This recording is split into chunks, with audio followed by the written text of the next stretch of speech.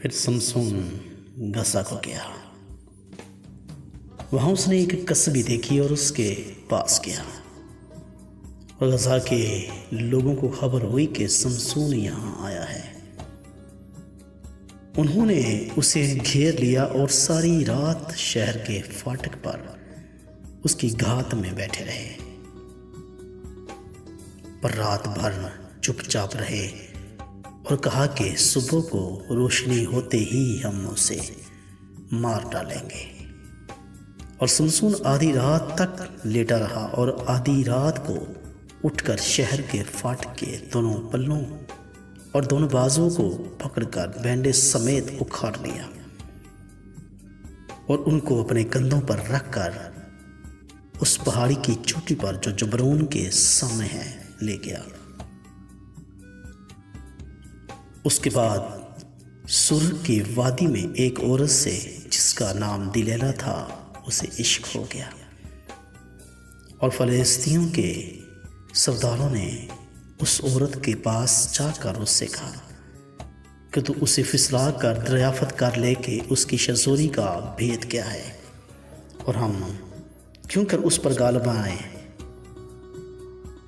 ताकि हम उसे बांध कर उसको अजियत पहुंचाएं और हम में से हर एक 1100 चांदी के सिक्के तुझे देगा। तब दिलैला ने शमसून से कहा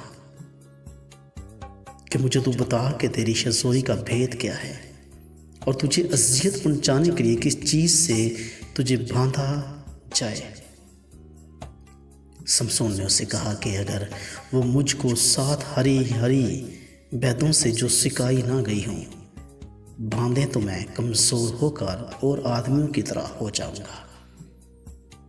तब फलस्तीनियों के सरदार 7 हरी हरी बैदें जो सिकाई नहीं गई थी उस औरत के पास ले आए और उसने शमसून को उनसे बांधा। और उस औरत ने कुछ आदमी अंदर को कोठड़ी में घात में बिठा लिए थे। सो उसने शमसून से कहा कि आए शमसून, फलिस्ती तुझ पर चढ़ आए। तब उसने उन बैदों को ऐसा तोड़ा जैसे सन का सूत आग पिघलाते ही टूट जाता है। सो उसकी ताकत का भेद ना खुला। तब दिलैला ने शमसून से कहा कि देख, तूने मुझे धोखा दिया और मुझसे झूठ बोला। अब तू जरा मुझको बता दे कि तू किस चीज से बांधा जाए। उसने उससे कहा, अगर वो मुझे नई नई रस्सियों से जो कभी काम में ना आई हूं बांधे तो मैं कमजोर होकर और आदमियों की तरह हो जाऊंगा। तब दिलैला ने नई रस्सियां ली और उनको उससे बांधा और उससे कहा, आए शमसून, फलिस्ती तुझ पर चढ़ आए। और घात वाले अंदर की कोठरी में ठहरे ही हुए थे। तब उसने अपने बाजू पर से धागे की तरह उनको तोड़ डाला। सो दिलैला शमसून से कहने लगी, अब तक तूने मुझे धोखा ही दिया और मुझसे झूठ बोला। अब तू बता कि दे के तू किस चीज़ से बांध सकता है। उसने उससे कहा, अगर तू मेरे सर की 7 लटें ताने के साथ बांध दे।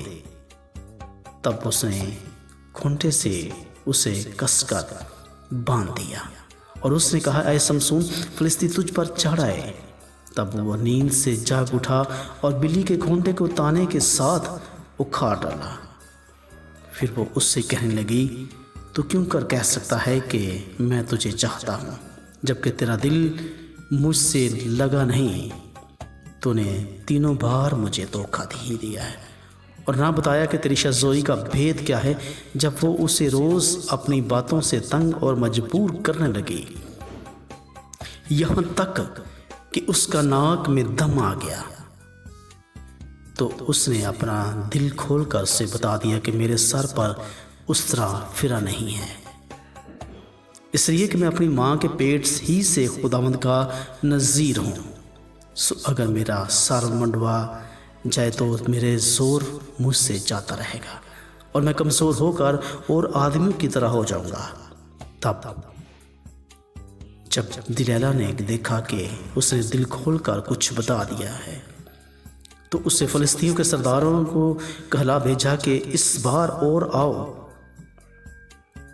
क्योंकि उसने दिल खोलकर मुझे सब कुछ बता दिया है। तब फ़लस्तीनियों के सरदार उसके पास आए और रुपए और अपने हाथों में लिए हुए आए।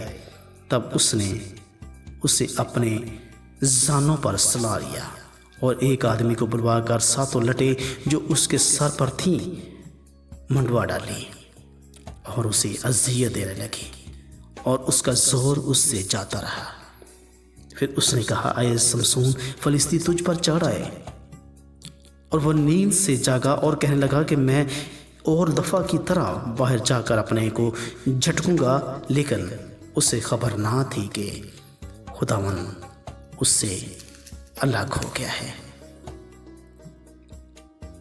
तब फ़लिस्तियों ने उसे पकड़कर उसकी आंखें निकाल डाली और उसे गज़ा में ले आए और पीतल की बेड़ियों से उसे जकड़ा और वो कैदखाना में चक्की पीसता करता था। तो भी उसके सर के बाल मंडाए जाने के बाद फिर बढ़ने लगे और फ़लिस्तियों के सरदार फरहंग होकर ताकि अपने देवता वजून के लिए बड़ी कुर्बानी गुजराने और खुशी करेंगे, क्योंकि वो कहते थे कि हमारा देवता ने हमारे दुश्मन शमसून को हमारे हाथ में कर दिया है। और जब लोग उसको देखते तो अपने देवताओं की तारीफ करते और कहते थे कि हमारा देवता ने हमारे दुश्मन और हमारे मुल्क उजाड़ने वाले को, जिसने हम में से बहुतों को हलाक किया, हमारे हाथ में कर दिया है। और ऐसा हुआ कि जब उनके दिल नहायत शाद हुए तो वो कहने लगे कि शमसून को बुलाओ कि वो हमारे लिए कोई खेल करे। Praise the Lord. और उन्होंने उसको 2 सतूनों के बीच खड़ा किया। तब शमसून ने उससे लड़के से जो उसका हाथ पकड़े था कहा कि मुझे उन सतूनों को जिन पर वो ये घर कायम है थामे दे, ताकि मैं उनसे टेक लगा लूं। और वो घर मर्दों और औरतों से भरा था। फ़लिस्तियों के सब सरदार वहीं थे और छत पर तकरीबन 3000 मर्द जन थे जो शमसून के खेल देख रहे थे। तब शमसून ने खुदावन से फरियाद की और कहा, आए